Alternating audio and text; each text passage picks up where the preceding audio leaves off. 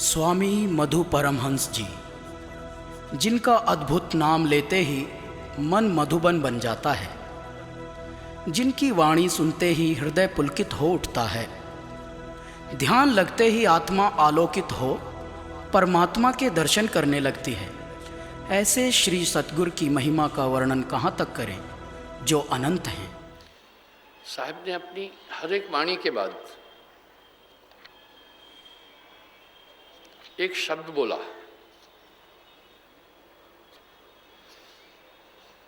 कहत कबीर सुनो भाई साधो। हर एक शब्द के बाद कह रहे हैं साधो, यानी इस पर गंभीरता से विचार करो। मैं अपनी बात पुनः दोहरा रहा हूं। शिक्षा में दो चीजों का महत्व है। पहला, स्वर व्यंजन, वोवेल एंड कंसोनेंट। क्यों? क्योंकि बातचीत, अपने विचारों का आदान प्रदान हम किसी भाषा से करते हैं, इसलिए भाषा के समझने के लिए स्वर व्यंजन की जरूरत है। ये बड़ा जरूरी है। दूसरा, अक्षर यानी गिनती, गणित, इसकी बड़ी जरूरत है। आप देखो, बातचीत में अधिकतर हम लोग गिनती का बड़ा प्रयोग करते हैं। अभी जब मैं यहाँ बैठा तो मैं कई गिनती के शब्द बोला। पहले कहा 20 साल पहले, देखो गिनती आई ना। अगर आप अपनी वाणी में देखेंगे तो 30% गिनती के शब्द आते हैं। इसलिए बच्चे को प्रथम्या, ये दोनों चीज सिखाते हैं, स्वर व्यंजन और गिनती। ABCD या कक्का की क ख ग का ज्ञान देते हैं उसको, क से कमल आकृति से उसको समझा देते हैं। उसको गिनती का ज्ञान देते हैं मणकों के द्वारा, खेल खेल में, नीले पीले, 1 2 3 4 5। वाह! इस तरह विद्या बिना स्वर व्यंजन और शब्द अक्षरों गिनती के, डिजिट के नहीं हो सकती। इस तरह जब हम मुक्ति की तरफ चलते हैं तो उसमें मन को समझना बहुत ज़रूरी है। अफसोस है कि लोग, वाचक लोग अपनी बातें बोलते हैं लेकिन मन के फैक्टर को छूते ही नहीं है। ये बड़ी भूल है। इसलिए समाज भटक रहा है भक्ति क्षेत्र में। मन की प्रासंगिकता मोक्ष में कितनी है, आज इसी पर बातचीत करूंगा। अगर एक मरीज डॉक्टर के पास जाता है, प्रथम डॉक्टर बीमारी जानने की कोशिश करता है। बीमारी समझे बिना डायग्नोज कभी भी शुरू नहीं हो सकता है। इसलिए वो पहला प्रयास करता है कि इसको बीमारी क्या है। बीमारी को समझने के लिए वो तमाम टेस्ट लेता है, कहीं ब्लड टेस्ट, कहीं यूरिन टेस्ट, कहीं टूल टेस्ट, कहीं एक्सरे, कहीं अल्ट्रासाउंड, कहीं ECG करता है। सबसे पहले वो ये कोशिश करता है। प्राचीन काल में हमारे ऋषि मुनि जो वैदिक ज्ञान रखते थे, वो नाड़ी से पता करते थे। उनके पास एक्सरे मशीन नहीं थी। कफ, पित्त, वायु, सभी बीमारियां कफ, पित्त और वायु से होती है। या तो शरीर में कफ बढ़ जाती है, श्वास संबंधी, TB संबंधी, अस्थमा आदि, साइनोज आदि, ये कफ बढ़ने से हो जाते हैं। पित्त बढ़ने से लीवर खराब होना, डकारे आना, भूख न लगना, ये होता है। तमाम बीमारियां पैदा होती हैं। वायु, गैस से हार्ट अटैक, गठिया, कई बीमारियां, शरीर में दर्द, ये शुरू होती है। उनका फार्मूला बड़ा अप्रोप्रिएट था। वो मरीज की नाड़ी देखते थे, ऐसे हाथ रखते थे, कफ, पित्त, वाय, कफ, पित्त, वाय, यूं रखकर वो रखते थे नाड़ी पर। देखते थे कौन सी नाड़ी ज़्यादा धड़क रही है। अगर तीनों समान है तो सेहत ठीक है। अगर किसी एक नाड़ी पे ज़्यादा धड़कन है तो वो पकड़ लेते थे इसको कफ का विकार है या पित्त का विकार है या वायु का विकार है।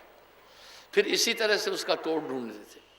इसमें गहन आइडिया की ज़रूरत पड़ती थी।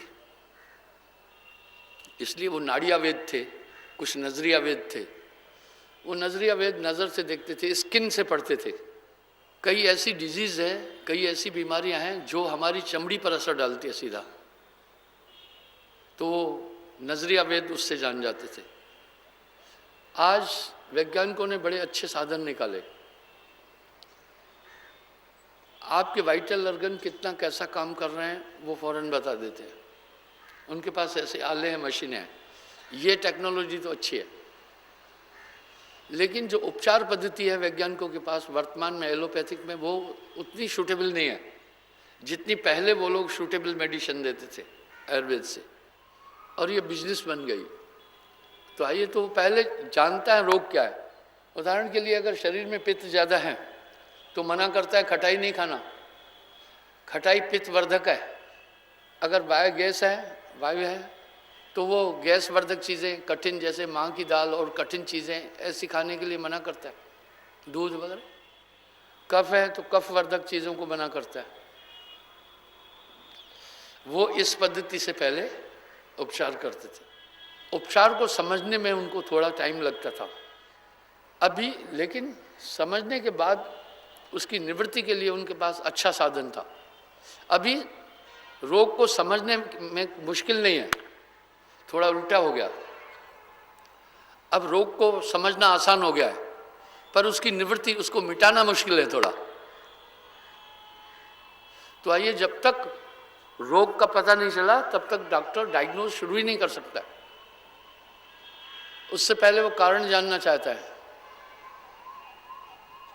एक बात आप अपने ध्यान में रखें, 90% बीमारी बच्चा अपने माता के पेट से लेकर निकलता है, क्योंकि हमारा शरीर माता पिता के खून से बना।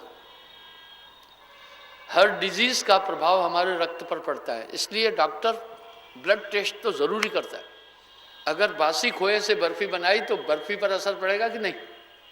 पक्का पड़ेगा। जो बीमारी माता पिता के पास है वो बच्चों पर आएगी। जेनेटिज्म भी यही कह रहा है, पक्का आएगी। पर वो बीमारी पहले नहीं दिखेगी। जब आपके शरीर में प्रतिरोधक शक्ति कम हो जाएगी तो बीमारी उभरेगी। कई ऐसी बीमारियां हैं जो 7 पीढ़ी तक चलती हैं। कुछ लोकल बीमारियां हैं वो उतना असर नहीं डालती है, जैसे दौरे की बीमारी है 7 पीढ़ी तक आएगी। टीबी की बीमारी है 7 पीढ़ी तक मार मारेगी। किडनी की बीमारी है 7 पीढ़ी तक चलेगी। हार्ट की प्रॉब्लम है वो भी लंबी चलेगी। यानी 90% बीमारियां हम माँ के पेट से लेकर आते हैं। 90%। एनवायरनमेंट हमें ख़राब मिल रहा है, इसलिए यहाँ ज़्यादा बीमारियाँ हैं। आहार ख़राब मिल रहा है। मैं कैलिफोर्निया गया अमेरिका में, तो मैंने वहाँ देखा क्लाइमेट क्या ज़बरदस्त है। मैं नासा, उनका वैज्ञानिक केंद्र है जो, वो देखा जो वर्ल्ड में फेमस है। इतना पीसफुल था। जितना आपको एनवायरनमेंट अच्छा मिलेगा उतना आपको प्रॉब्लम और टेंशन और मेंटली डिजीज नहीं आएगी। तो इस तरह हम आगे देखते हैं, जब हम मोक्ष की प्राप्ति के लिए आगे बढ़ते हैं तो हमें सबसे पहले बंधन समझना होगा, बंधन का कारण समझना होगा। हम सही में बंधे हैं ये समझना होगा। हमें समझना होगा हम कैसे बंधे हैं। पहली बात यह है, कर्म फास में जगत फंदाना। मैंने कई बार राष्ट्रपति रीगन के पीए अलेक्जेंडर का उल्लेख किया है, कई बार किया है, आज पुनः कह रहा हूँ। राष्ट्रपति रीगन के पीए ने कहा, वो वर्ष का महावाक्य और गोल्डन शब्दों में लिखा गया था। उसने लिखा, मुझे यूं लगता है हम सब धरती पर रहने वाले लोग किसी शैतानी ताकत के हाथ में है। वो शैतानी ताकत हम सब से जो चाहती है करा लेती है। उस शैतानी ताकत में इतनी ताकत है कि एक साथ दुनिया के सभी लोगों का दिमाग बदल सकती है, एक ही दिशा में ले जा सकती है। आइए हम देखते हैं कौन सी ताकत है जो हमसे जो भी चाहे करवा रही है। मैंने दिल में सोचा, वाह, अलेक्जेंडर बहुत दुनिया का बुद्धिजीवी इंसान है। अगर उसने ये बात अपनी तरफ से कही है तो बहुत ग्रेट है। अगर साहब के शब्द की नकल की तो फिर तो बात अलग है। यहाँ साहब कह रहे हैं सयाद के काबू में है सब जीव विचारे। वाह, सयाद कहते कसाई को, पर साहब 600 साल पहले ये बोल के गया और अलेक्जेंडर ने 20 साल पहले बोला। तो यानी साहब का कोई तोड़ नहीं है। हम उस ताकत को देखना है जो हमें बंधन में डाली है, हमें उसे समझना है। साहब कह रहे हैं वस्तु कहीं ढूंढे कहीं, कहवे आवे हाथ, कहे कबीर भेदी लिया तो पल में देत लखात। बीमारी कोई है और उपचार कोई और कर रहे हैं, तो क्या बीमारी मिटेगी? उल्टा रिएक्शन हो जाएगा। आइए हम देखें कि कौन है बांधने वाला, कहां बैठा हुआ है। हम जो कुछ कर रहे हैं, इंसान आज क्या कर रहा है? बहुत पाप कर रहा है। इस पाप का अभीष्ट और कर्ता हमारा आत्मदेव है। अगर ऐसे विचार हमारी आत्मा में हैं तो आत्मा निर्मल नहीं हो सकती। गन्ने को हम मीठा कहते हैं क्योंकि उसमें सही में मिठास का रस है। मिर्ची को तीखा कहते हैं क्योंकि सही में उसमें तीखापन है। हम आत्मा को निर्मल कहते हैं, जरूर आत्मा में निर्मलता है। अगर आत्मा में बुराइयां होती तो उसको निर्मल नहीं कहते। इसका मतलब है कि कोई एक और ताकत हमारे साथ है जो हमसे जो चाहे करा रही है। हमें उस ताकत को समझना है। क्या उस ताकत को हम कंट्रोल कर सकते हैं? हाँ, गुरु की गाइडिंग मिले। साहब कह रहे सदगुरु सैन सहारा है। सैन कहते इशारा, बस इशारा मिल जाए। यहां पर साहब कह रहे हैं अब मोक्ष की प्राप्ति के लिए क्या किन किन चीजों का समावेशन है, कौन कौन से धातु और तत्व अपनाने पड़ेंगे, ये ध्यान से सुनना। क्या इस देह के अंदर जो कर्म हो रहे हैं उसका अधिष्ठा आत्मदेव है? जीव पड़ा बहुलूट में ना कछ ले न देना। आखिर आत्मदेव की भूल कहाँ है? आत्मदेव को सजा क्यों मिल रही है? आत्मदेव नाना योनियों में घूम रहा है। आत्मा को 84 का फेरा झेलना पड़ता है। हम आत्मा का दोष देखें कि आत्मा को सजा क्यों मिल रही है और कौन दे रहा है, इसमें कर्ता कौन है? अलेक्जेंडर कह रहा है वो हम सबसे जो चाहे करवा रहा है। ये कौन सी ताकत है? और साहब क्या बोल रहे हैं बताए? बाजीगर का बांदरा ऐसा जीवन साथ, नाना नाश नचाए के राखे अपने हाथ। जैसे बाजीगर बंदर को जो भी नाश नचाना चाहे नचाता है, इस आत्मा को एक ताकत नचाई जा रही है। जो चाहे आत्मा से कराए जा रहे हैं। क्या आत्मदेव किसी को कत्ल कर सकता है? अभी आपने देखा एक लड़की ने सिर्फ एक छुट्टी कराने के लिए एक बालक का कत्ल कर दिया, 6ठी क्लास की बालिका ने। आप न्यूज़पेपरों में देख रहे हैं। आत्मा की व्याख्या बड़ी निर्मल है। इसका मतलब है भाई कायागर खोज मेरे भाई, इधर बहुत बड़ा दुश्मन बैठा है, उसको कोई नहीं देख सक रहा है। जैसे पर्दे के पीछे मदारी कठपुतली को नचाता है, हवा में लगता है कठपुतली नाच रही है, इस तरह इस देह को कोई नचा रहा है। वही हमें बंधन में डाला है। हम अपने कर्मों के कारण से बार बार जन्म ले रहे हैं। कर्म फांस में जगत फंदाना, ये कौन है? हम पहले देखते कर्म। कर्म कथा आप कहूँ बखानी, जौन फांस अटके सब नर नारी। इसी कर्मों में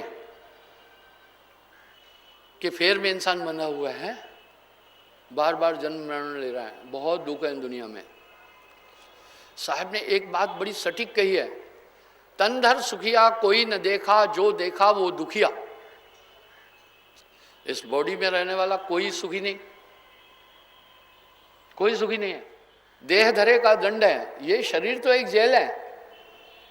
जेल में कोई कहे सुखी हूं तो बड़ी बेवकूफी की बात कर रहा है। कोई सुखी नहीं जेल में, उसकी स्वतंत्रता ही छिनी हुई है। ये पिंजड़ा नहीं तेरा हंसा, ये पिंजड़ा नहीं तेरा। तो साहब कह रहे हैं तनधर सुखिया कोई ने देखा, शरीर धारण करने वाला सुखी हो ही नहीं सकता है, जो देखा वो दुखिया। वाटे वाट हर कोई दुखिया, क्या तपसी क्या वैरागी, जोगी दुखिया जंगम दुखिया, तपसी को दुख दूना, आशा तृष्णा सब घट व्यापे, कोई महल ना सुना। आप सोचते होंगे साधु लोग सुखी हैं, सन्यासी सुखी हैं, नहीं, बहुत दुखी। दोपहर की रोटी खाई, शाम की जुगाड़ नहीं होती है, एक रात किसी के घर रुके, दूसरी रात की कोई जुगाड़ नहीं है, कितना दुख है। जोगी दुखिया जंगम दुखिया, तपसी को दुख दूना, आशा तृष्णा सब घट व्याके, कोई महल ना सोना। राजा दुखिया, राजा दुखी, भय। जिस सिकंदर को सिकंदर महान कहा जाता है, कितना डरता था वो बताता हूं, कितना परेशान था वो बताता हूं। एथेंस में मैं गया, ग्रीस में, उसका किला देखा, 200 फीट ऊंची दीवार थी पहाड़ी पर। देखो कितना डर था कि कोई मुझे मार नहीं दे। 200 फीट ऊंची दीवार थी उसकी किला, जहां वो रहता था, चारों तरफ से ऐसा, यानी अपने को कैद कर रखा था। 200 फीट ऊंची दीवार, कोई मुझे मारने नहीं आई। आप सोचो वो कितना दुखी था, उसको तो जान के लाले पड़े हुए थे, कोई सोते में वार नहीं करे। राजा दुखिया, राजा को दुख है, वो सोचता है शक्तिशाली राजा हमला नहीं कर दे। प्रजा दुखिया, वाह, दुखी दुख है। इस दुख को समझो भाइयों। नानक देव जी कह रहे हैं, नानक दुखिया सब संसार। फिर सुखी कौन है? से ही सुखी जह नाम आधार, जिसको नाम का सहारा है। आप समझ सकते हैं कि नाम के बाद आप कितने बैलेंस हैं। नेगेटिविटी, नेगेटिव विचार आपके खत्म हो गए, आपका नियंत्रण हो रहा है, आपको लग रहा है मेरे साथ एक ताकत है। दूसरा कौन? जो संघर्ष करता है जिंदगी में। ये दो लोग सुखी है। थोड़ा ये भवसागर है। समस्त धर्म शास्त्रों में इस जगत के लिए लिखा है भवसागर, दुखों का घर, यहां दुख ही दुख है। वो एक गीत है, दुनिया में कितने गम है, मेरा गम कितना कम है। औरों के गम को देख गया तो मैं अपने गम को भूल गया। दुख ही दुख है। शरीर धारण करना ही दुख है। कितना गंदे पदार्थ का बना हुआ शरीर, रज बीरज का, इसमें मलमूत्र कभी खत्म नहीं होगा, भरा पड़ा है। इस शरीर को सभी महापुरुषों ने गंदा बोल दिया। कितना भी साफ सुथरा कर दो, इसके अंदर गंदगी भरी पड़ी है। इसमें पित्त भरा पड़ा है, इसमें मूत्र भरा पड़ा है, इसमें विष्ठा भरी पड़ी है, इसमें रुद्र भरा पड़ा है, इसके रोम रोम में गंदगी भरी पड़ी है। कितना भी सजाओ, कितना भी सवारो, कितना भी ठीक करो, ये। अरे गोस्वामी जी रामायण में कह रहे हैं, छिद जल पावक गगन समीरा, पंच तत्व को अधम शरीरा, अधम। और साहब कह रहे देह धरेगा दंड, देह धारण करना ही दंड है, बहुत बड़ा सजा है। मन फूला फूला फिरे जगत में। जवानी में देखकर आदमी फूला नहीं समाता है, 4 दिन बाद देखना क्या मामला हो जाता है।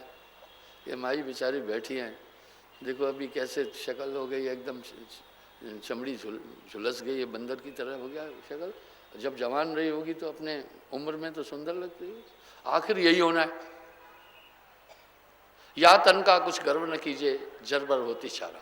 तो मुझे एक ने कहा जल जाएगी एक दिन, तो क्या अभी से जला दे? मैं बोला नहीं, अभी से संभल। मैं जलाने के लिए थोड़ी बोला, अभी से संभल। तुझे ये नहीं कह रहा हूं, संभल अभी से। ये 5 तत्व साहब क्या बोल रहे हैं? गंदा धरती, गंदा सूरज, गंदा चंद्रमा, गंदा पूरा संसार। क्यों क्यों गंदा? भाई गंदगी कहां से आई? ये गंदगी क्या चीज है? गुरुशरण जी, गंदगी चीज क्या है? मुझे ठीक से समझाना होगा। गंदगी फिर जो आपने तो सब्जी खाई, सब्जी में तो बदबू नहीं थी, कहाँ गंदी थी? आपने गंदी करके तो खाई नहीं, जो उसका बचा फेंका वो कहाँ से गंदा हुआ? कचरे का ढेर देखा, उसमें बदबू है। कचरे के ढेर में क्या है? भाई कुछ सब्जी के छिलके हैं। सूर्य ने हीट की दी, बदबू आने लगी, इसका मतलब है गंदगी पांचों तत्व में है। भाई आपने बहुत अच्छे अच्छे फल खाए, खुशबू वाले अनार खाए, सेब खाया, संतरा खाया, इनमें खुशबू है। मल रूप में बाहर आए तो दुर्गंध थी। हुआ क्या? हुआ ये कि आपने खाकर पानी भी पिया इसको डिसॉल्व करने के लिए, और जठर में ताप था 99 पॉइंट कुछ, उसको सड़ा दिया, 7-8 घंटे में ही सड़ा दिया। विष्ठा में दुर्गंध आई, ये दुर्गंध थी कहाँ? कोई दुर्गंध की पोटरी थी क्या आपके शरीर में? नहीं, तत्व एक दूसरे को विनाशित कर देते हैं, खत्म भी कर देते हैं, दुर्गंध भी आ जाती है। आपने दाल बनाकर रख दी, गर्मी के मौसम में 6 घंटे बाद बदबू दे रही है, बदबू कहाँ से आ गई? हीट पड़ी उसको। इस तरह शरीर में पांचों चीजें मिली है, ये बहुत बड़ी दुर्गंध का शरीर है। ये पिंजड़ा है, इसका तार, हालांकि इसका दरवाजा खुला है लेकिन ये निकल नहीं पा रहा है। आप चूहेदानी में देखा ना, एक दरवाजा है, उसमें ताला तो नहीं है ना, खुला है, चूहा अंदर जाता है, बाहर ही नहीं आ पाता है। बस आत्मा इसमें से आ गई है, जा नहीं पा रही है, दरवाजे खुले हैं पूरे। लेकिन एक चूहा बड़ा इंटेलिजेंट था। मेरे कमरे में काफ़ी चूहे थे और इतने इंटेलिजेंट, इतने समझदार। मैं पहले मिल्क केक काफ़ी खाता था, काजू बादाम भी, आजकल नहीं खा रहा हूँ। तो अपने बैग में रखता था, जब दिन भर प्रोग्राम देकर वापस आता था, आश्रम में बैग रखता था कमरे में। चूहे पता है क्या करते थे? मेरे बैग को काटते नहीं थे, उसकी जिप खोलते थे मुंह से, और डब्बे को काटकर, बैग नहीं काटते थे। वो सोचते थे ये गुस्सा हो जाएगा, और सोते मेरे साथ थे पलंग में। इतने इंटेलिजेंट, इतने सुंदर थे, हेल्दी, खाते काजू बादाम मिल्क केक, यही खाते थे वो, कोई कचरा खा नहीं रहे थे और छोड़ते ही नहीं थे। जैसे मैं लाइट बंद करता था, वो 10-12 नवार डबल थी, बीच में गैप था, कोने से काटी हुई थी, सब अंदर आते थे। जहाँ मेरा सराहना उधर ही, बस उनका और मेरा डिस्टेंस 2 इंच का होता था। लड़ते थे, ये मेरे से, वहीं चुप, वो चुप हो जाते। एक दिन खटिया बाहर निकाली, मैंने सबको कहा इतने चूहे भगे। बोला गुरुजी इतने चूहे? मैं बोला ये छोड़ते नहीं हैं। मैंने कहा इनको पकड़ते हैं। मैंने एक पिंजरा रखा, उसमें काजू बादाम ये रखे। मैं कहा बाकी ये फुल्का नहीं खाएंगे, इनकी आदत बन गई है। 4-5 आ गए। मैंने कहा इनको बाड़ी ब्राह्मण छोड़ के आओ, नहीं तो ये फिर आ जाएंगे। उसमें 2-3 गाड़ी में, एक मेरी गाड़ी में भी चूहा रहता था, गाड़ी से जाता ही नहीं था, इतना अकलमंद था। गाड़ी स्टार्ट होगी और फौरन दौड़ के आ जाता था। एक माई ने डब्बा चढ़ाया मिठाई का, जब मैंने कहा वो मिठाई का डब्बा लाओ, तो मैंने कहा उसको चूहे ने काट। मैंने कहा माई ने तो डब्बा दिया मेरे हाथ में, ठीक था, ये कौन काट दिया? बोला गुरुजी चूहा रहता है इसमें। अच्छा, उसने इसमें घर बना रखा है। तो कुछ तो पकड़े मैंने, कुछ रह गए। बाद में मैं क्या देखा, चूहेदानी में से काजू बादाम और मिल्क के गुम, लेकिन चूहा एक नहीं होता था। एक हेल्दी चूहा था, उसको दरवाजा खोलना पता चल गया था। उसने इधर उधर पंजे मारे होंगे और अचानक उसका हाथ उस शटर पर पड़ा होगा, उसे निकल आया। अब उसने सोचा मेरे लिए कोई बंधन नहीं है, घुसता था, खा पी कर वापस आता था। मैं कहा अब नहीं रखूँ, क्योंकि इसने दाव पकड़ लिया है। बस तुम भी समझ जाओ, इसमें घुसना और बाहर निकलना। मरते मरते जगमुआ मरण न जाना कोय, ऐसी मरनी ना मरा जो बहुर न मरना होए। सुनिए, हम देखते हैं आखिर ऐसे निकृष्ट कार्य कराने वाला कौन है, इसकी तरफ चलते। क्या ये सबका काम आत्मदेव कर रहा? नहीं, अब बस कर्मवश बना है। चारों खान कर्म अधिकाई, छह खानी मिल कर्म चढ़ाई। कर्म ही धरती पवन आकाशा, कर्म ही चंद्र सूर्य प्रकाशा, कर्म ही ब्रह्मा विष्णु महेशा, कर्मेते भयो गौरी गणेशा, ये सब कर्म है। 7 बार 15 तिथि साजा, 9 ग्रह ऊपर कर्म विराजा, कर्म में राम कृष्ण अवतारा, कर्म में रावण कंस हारा। ये सब कर्म, ये सब अवतार कर्म के कारण हुए। मैं आपको उदाहरण देता हूं। जब त्रेता युग में राम जी ने बाल को मारा तो बाल ने एक प्रश्न पूछा, मैं बैरी सुग्रीव प्यारा, कारण कौन नाथ में मारा। बोला मैं आपका बैरी क्यों हुआ, आपका कुछ नहीं बिगाड़ा, सुग्रीव प्रिय क्यों हुआ, आप तो समदर्शी होना चाहिए था, मुझे क्यों मारा। राम जी ने कहा, देखो तर्क दिया, अनुज वधू भगनी सुत नारी, कन्या समय है होता शारी। छोटे भाई की बीवी ये कन्या के समान है। भगनी छोटी बहन, बहू और बहन आदि, ये चारों कन्याएं हैं। इन्हें कुदृष्टि से देखते हम ही पाप हैं। तुमने छोटे भाई की पत्नी का हरण किया, तुझे इसलिए मारा हूं। पर सुन बाल, द्वापर में मेरा कृष्ण अवतार होगा, तू बदला लेना मुझसे, जो मैं तुम्हें मारा तू मुझे मारना है। और वही बहलिया बनकर कृष्ण जी को बाण मारा था। देखा भैया, राम जी जैसे पूत को कर्म का फल भोगना पड़ा। साहब यही कह रहे हैं, कर्म का टटारे ना है टरी, इसलिए कर्म फांद में जगत फंदाना। हम सब कर्मों में बंधे हैं। गोस्वामी जी भी रामायण में कह रहे हैं, कर्म प्रधान विश्व रच राखा, जो जस करे सो तस फल चाखा। कर्म ही ते वन गौ चराई, कर्म से गोपी खेल कराई। कर्म के कारण से गोपियों के साथ खेल खेला। कौशल्या तब कर्म जो करिया, कारण कर्म राम अवतरिया। कौशल्या ने तब किया कि मुझे विष्णु जैसा पुत्र मिले, तो विष्णु जी खुद आई। कर्म है दशरथ कीन उदासा, कर्म है राम दीन वनवासा। कर्म ही के कारण से राम को वनवास हुआ। देखो कर्म कैसा है। कर्म हरियो सीता कह आई, दुख सुख कर्म ताहे भुगताई। ये सब दुख सुख कर्मानुकूल है। कर्म रेखते कोई न मुक्ता, लक्ष्मण राम कर्म फल भुगता। वाह, इसलिए आपको कहा भैया गलत कर्म नहीं करना, पिछले कर्म काट दिया, आगे सावधान रहना। हमारे देश में 4 मान्यताओं के लोग रहते हैं। ये क्यों? पहला एक वर्ग है, कहता है ईश्वर निराकार है।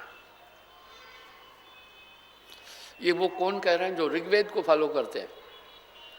ऋग्वेद में ईश्वर को निराकार बोला गया।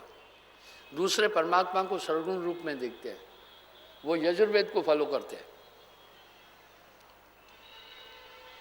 तीसरा वर्ग वो है, कह रहे हैं आत्मा ही परमात्मा है, वो सामवेद का संदेश है।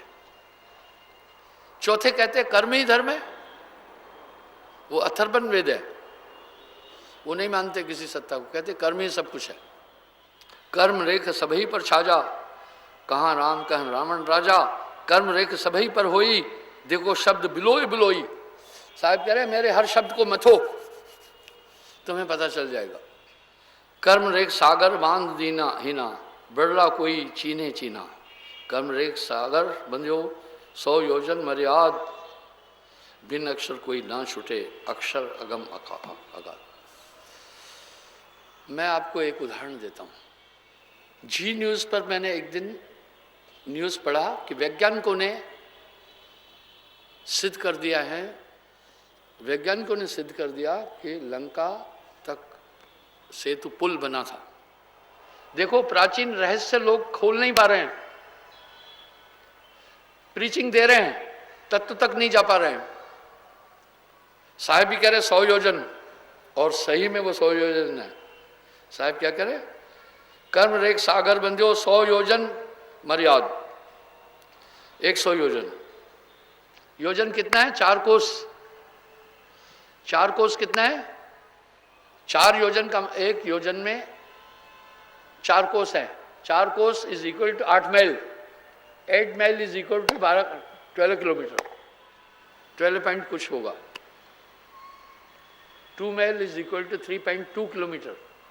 3 किलोमीटर और 200 मीटर होता है 2 मील। इसका मतलब था श्रीलंका भारत से 1200 किलोमीटर दूर था। अभी कितनी दूरी है? 48 किलोमीटर ओनली, और शास्त्रों में 1200 किलोमीटर है।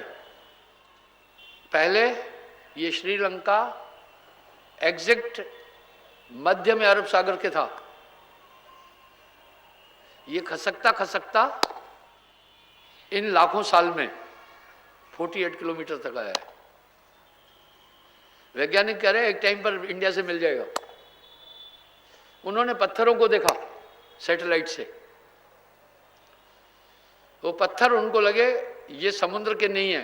एक लकीर भी दिखाई, उन्होंने दिखाई ना सेतु की, वैज्ञानिकों ने सिद्ध किया था। सुनो, भवसागर अगम अपारा, नहीं कुछ सूझे वार न पारा, तहवा बावन अक्षर लेखा, कर्म रेख सबनी को देखा, कर्म रेख बना सबको ही, खानी बानी देख बिलोई, वेद किताब कर्म ही गाया, कर्म ही को निष्कर्म बताया, सदगुरु मिले तो भेद बताए, कर्म अकर्म मध्य दिखलाए। बोला जब सदगुरु मिलेगा तब कर्म और अकर्म के बीच का रास्ता दे देगा। सतयुग तब कीने रघुराया, कारण कर्म नंद घर आया, एक नार रघुवर दुख पाया, 16 सहस्त्र गोपी नरवाया, कारण कर्म केल भव कीना, कुंज कुंज गोपिन सुख दीना, जह तह गोरस जाय चुराया, जह तह कर्म तहाँ ले खाया, कर्म कंस ठीका आयो जब ही, मारण कृष्ण विचारो तब ही, कर्म पूतना भेष बनायो, कर्म पयोधर कृष्ण लगायो, कर्म कारण जो तहाँ से धारा, कर्म कर्म पी विषधारा, मार तास कीनो गत चारा, कर्म फांस बंध्यो संसारा, कर्म इंद्र बरस्यो दिन साता, कर्म कृष्ण गिरी लीनो हाथा। ये सब कर्म था। वाह, यह संसार काल है देशा, कर्म का जाल पसारा है, इस जाल में सब नाच रहे हैं। कर्म फार छूटे नहीं, के तो करो उपाय, करे इससे आदमी नहीं निकल सकता है, कितना भी उपाय करे। सदगुरु मिले तो उबरे, नहीं तो प्रलय जाए। आप वाणियों को समझें, आपके पास भी अध्यात्म चीजें हैं, मैं दिखाऊंगा, समझाऊंगा। ये पूरा संसार इस कर्म से बंधा हुआ है। मनो कैसे निकले? अभी हम देखते हैं हमारा जन्म कर्मों के अनुसार होता है। यही बात ईसा मसीह जी ने भी कहा। क्या बोला? हम सब अपने पापों के कारण पृथ्वी पर हैं। जिन्होंने कभी बाइबल पढ़ा हो हाथ खड़ा करे। ये सेंटेंस किसी ने पढ़ा हो तो हाथ खड़ा करे। मैंने सभी धर्मशास्त्रों का अध्ययन किया। क्यों? सभी लोग तो आते हैं मेरे यहाँ, उनको उन्हीं की रवायत से समझाना पड़ता है। कर्नल साहब क्या ख्याल है? कहें बुझाए, बहुत बुझाए देवी है। निरंजन ने आदिशक्ति को समझाकर बोला कि मेरा भेद किसी को नहीं देना, मुझे कोई नहीं देख सकेगा, मैं शून्य में समा रहा हूं। सत्पुरुष का भेद किसी को भी नहीं देना। तीनों पुत्र लो और तुम राज्य करो। इसलिए देखो भक्ति 5 की है, ब्रह्मा विष्णु महेश आदिशक्ति और निरंजन। ठीक है? ऐसा क्यों किया? बोला उस समय जो जहां ध्यान रखेगा वहीं जाएगा। बोला सभी जीव निकल जाएंगे नहीं तो, और मुझे श्राप मिला है और तू अभी मेरी अर्धंग नहीं है, इसलिए किसी को भेद नहीं देना, मैं निराकार, मुझे कोई नहीं देख पाएगा। इसी बेचूना खुदा को या निराकार परमात्मा को सभी धर्म मान रहे ना। यही तो ईसाई भी कह रहे हैं ना, आकाशी पिता, आकाश शून्य। गुप्त भय तब आए हो, निरंजन गुप्त हो गया। कहाँ? शून्य गुफा निवास कीनो, वो शून्य में जाकर समाया। भेद लहे को ताहे को, इसलिए उसका कोई भेद नहीं जान सकता। वह गुप्त भयो पुनः संग सबके, मन निरंजन जानिए। देखा? मन सत्पुरुष भेद उच्छेद देवे, आप प्रकट आनिए।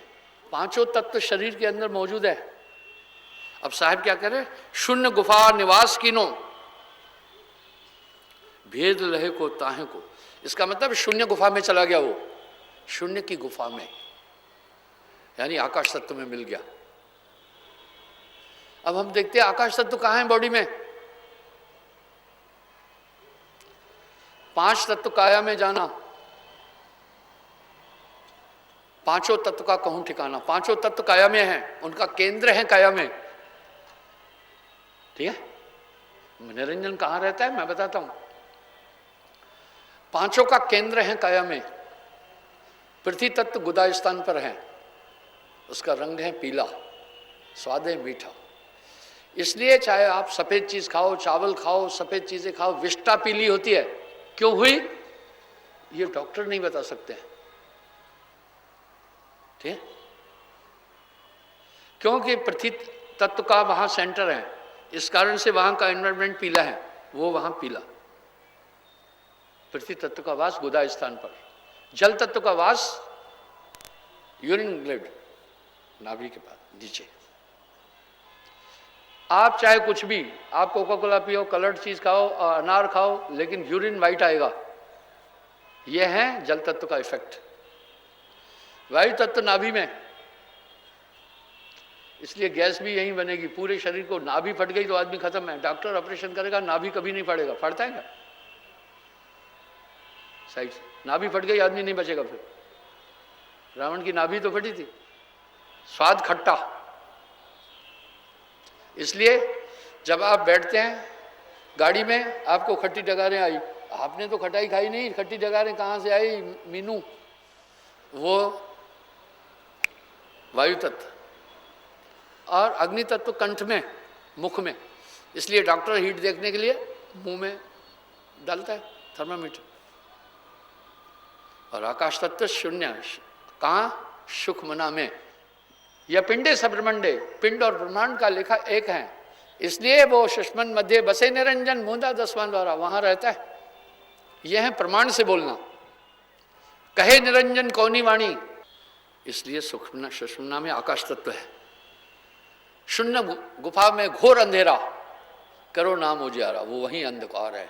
जब भी आप ध्यान में जाएंगे, कभी कभी घोर अंधकार मिलता है, तो आपकी स्मृति सुषुम्ना में पहुंचती है, वहां मन है। भाषा कौन सी बोलता है? वो ना अंग्रेजी बोलता है, ना हिंदी बोलता है, ना डोगरी बोलता है, ना पंजाबी बोलता है। ऐसे ही मालिक भी कोई भाषा नहीं बोलता है।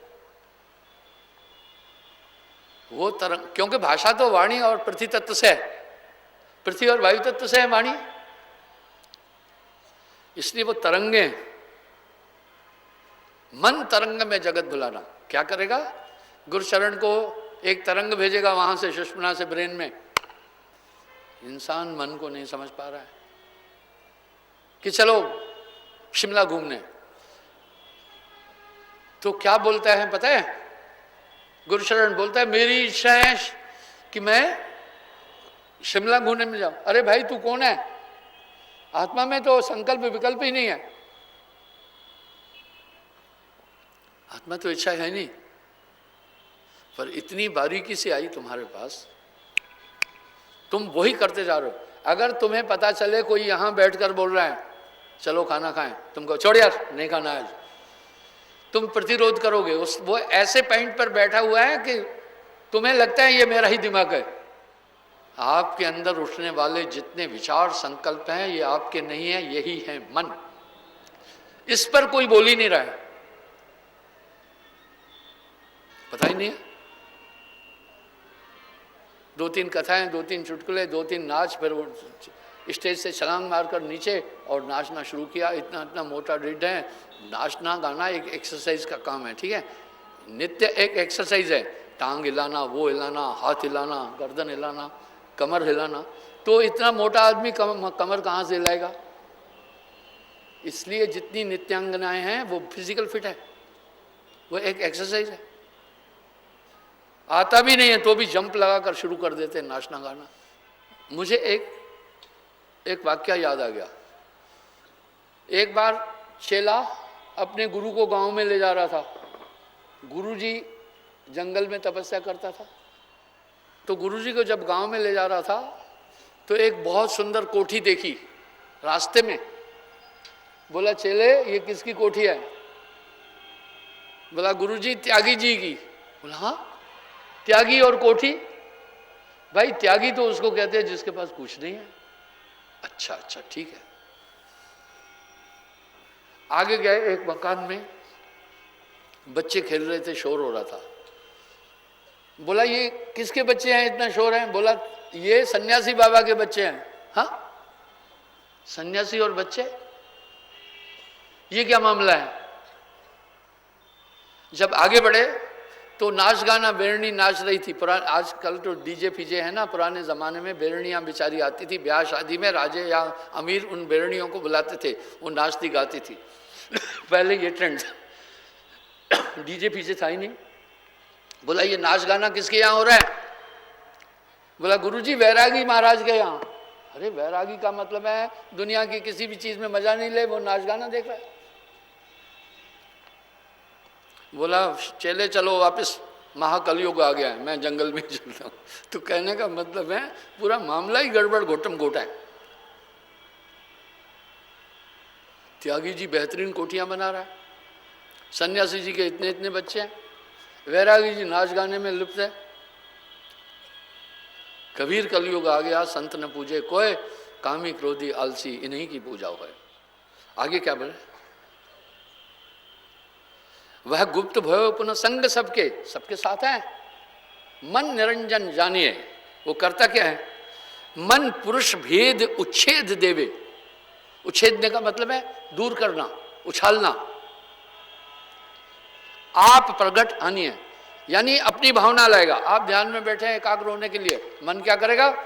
एक भावना लाएगा। क्या लाएगा?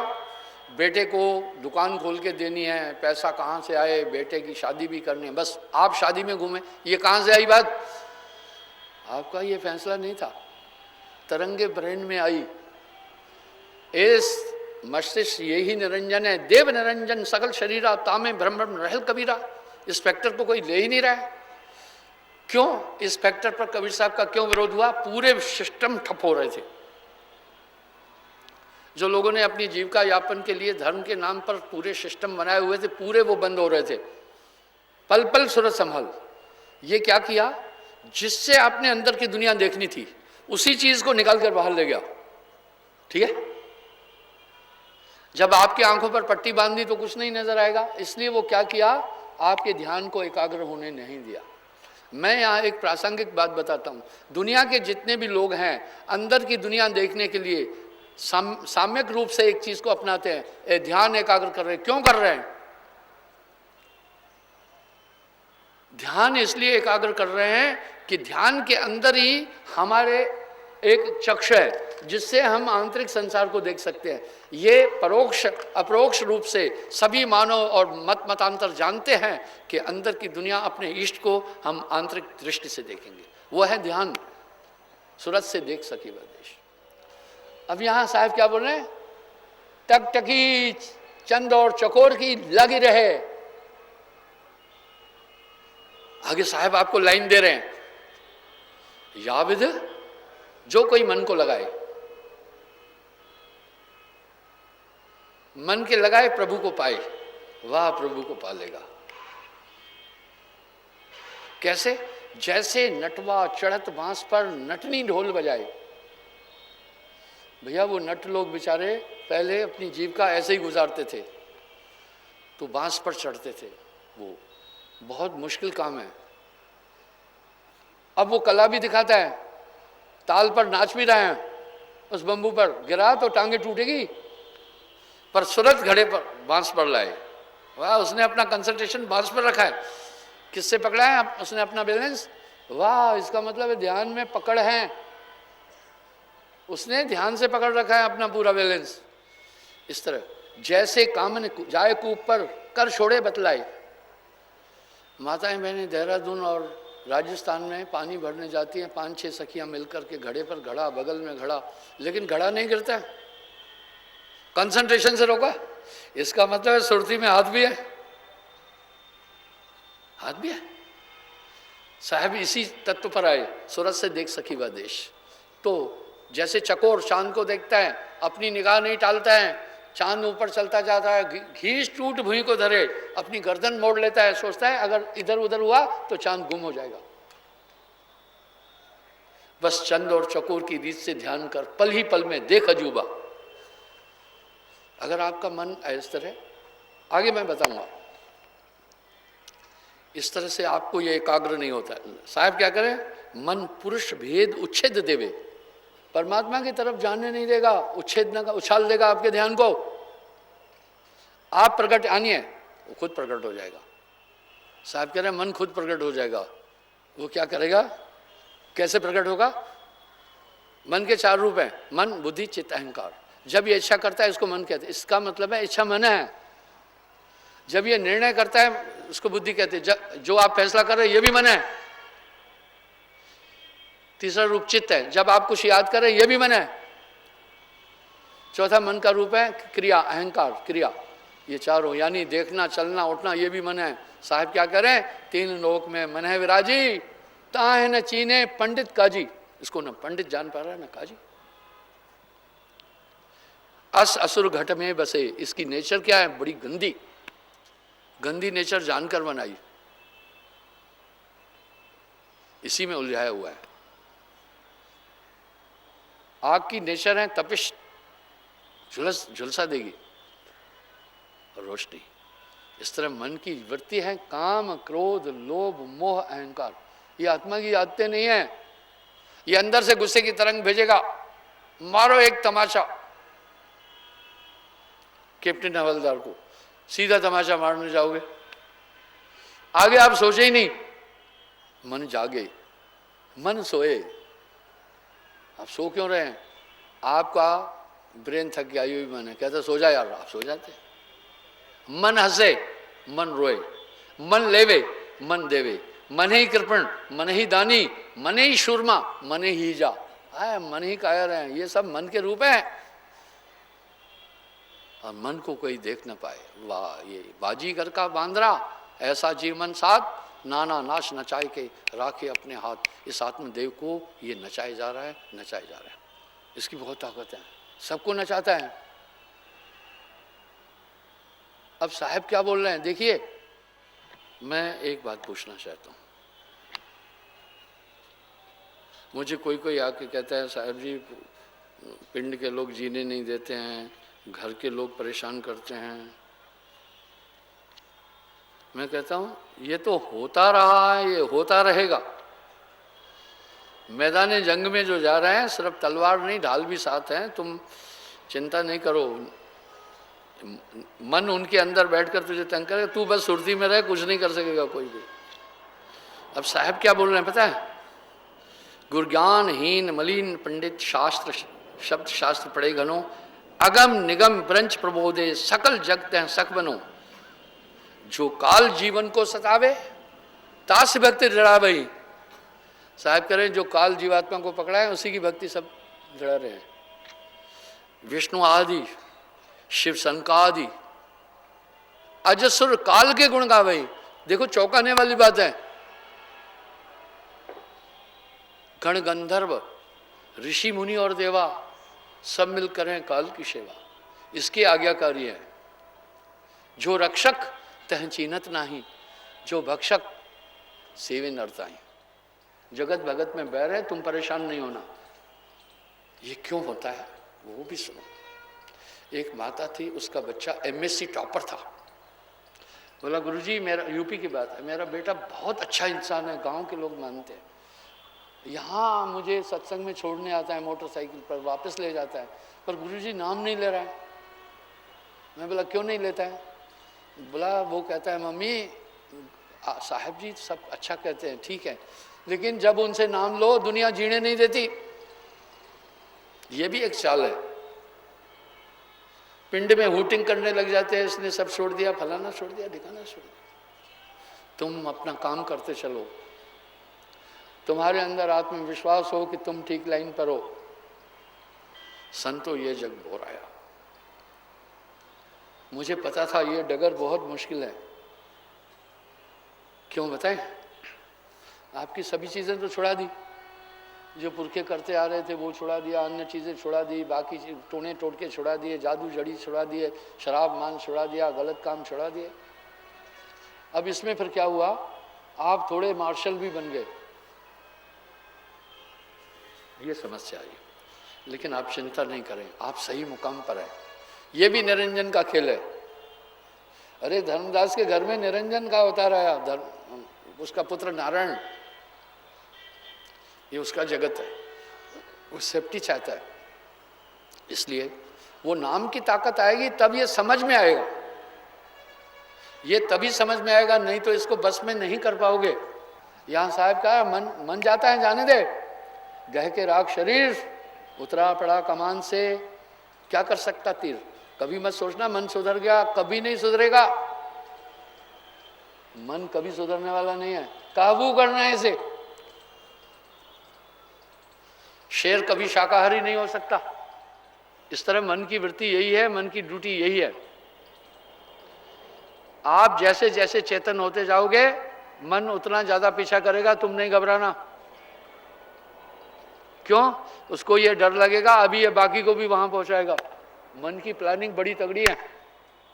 आपका विरोध भी हो, हर जगह विरोध होगा, बस आप सुरती पकड़े रहना। ये काल का देश है, ये संसार काल को देशा। वाह! इसलिए कैसे करना? कोयल सुत की तरह होना। तुम्हारा सहयोग चाहिए। कोयल अपना अंडा कौए के घर में छोड़ती है, कौआ उसका बैरी दुश्मन है।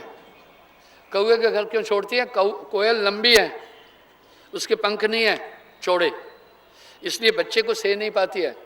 मुर्गी भी सहती है, सभी पक्षी, ताकि उसका अंडे का छिलका कोमल हो जाए, ताकि अंदर से बच्चा तोड़ के निकले। अगर वो छिलका मोटा होगा तो बच्चा निकलेगा नहीं, अंदर मर जाएगा, वो अंदर ही मर जाएगा। तो वो मित्र शत्रु एक जान करके अपना बच्चा वहाँ रख के आती है, अपनी भाषा सिखाती जाती है, फिर एक दिन उसको अपने साथ उड़ाकर कहते तू कौआ नहीं है, अपने साथ ले। यही काम है। यहाँ कौए के बच्चे का भी सहयोग था, कोयल के बच्चे का भी और कोयल का भी। इस तरह गुरु शिष्य और ईश्वर मिल कीना भक्ति विवेक, तीनों तरधारा बनी आगे गंगा एक। इसलिए गुरुमुख लहा ले गए गुरु नानक देव जी करें, तुम चलो उस पर, तुम्हें लाभ मिलेगा, तुम्हारा सहयोग चाहिए। कितना सहयोग? कुएं में पड़े हो, एक ने रस्सा फेंका, पकड़, खींच लूंगा। इस तरह साहिब की पुकार तुम्हारे पास आ रही है। तुम्हारी आत्मा नॉर्मल नहीं है। मन तुम्हें संकल्प किया ये करना है, बस तुम इग्नोर करो। कैसे? ढाल कौन सी है? गुरु का शब्द, कि गुरु ने कहा है ये नहीं करना। बस वो गुरु का शब्द तुम्हारे लिए ढाल का काम करेगा, मन से पूरा पूरा बचा देगा। इसलिए मनमुख नहीं होना। मुझे है काम, यहाँ शर्त ही यही है, गुरुमुख लाहा ले गए ना। गगन मंडल में उर्दमुख, यहाँ गुरुमुख साधु भर पिया। जहां तुम गलत चल रहे हो, मन की दिशा में जा रहे हो, फिर तुम चिंता नहीं करना, साहिब भूखा नहीं रहने देगा।